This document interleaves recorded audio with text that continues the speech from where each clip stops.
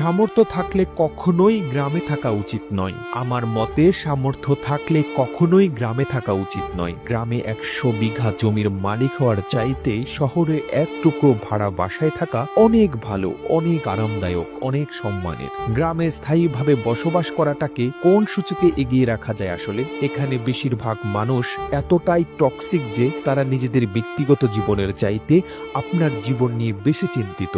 আপনার চুল বড় কেন, অনার্সে পড়া সত্ত্বেও মেয়ের বিয়ে দেয় না কেন, 25 বছর বয়সেও আপনি বেকার কেন, আপনার কোনো ব্যাচমেট বা আপনার সমবয়সী কেউ যদি বিদেশে গিয়ে লাখ লাখ টাকা কামায় তাহলে আপনি এখনো পড়াশোনা করছেন কেন? এসব আজগুবি বিষয় নিয়ে তাদের অনেক টেনশন। গ্রামের সব থেকে বোকা মানুষটাও শহরের মানুষকে এক হাটে 3 বার বিক্রি করতে পারবে।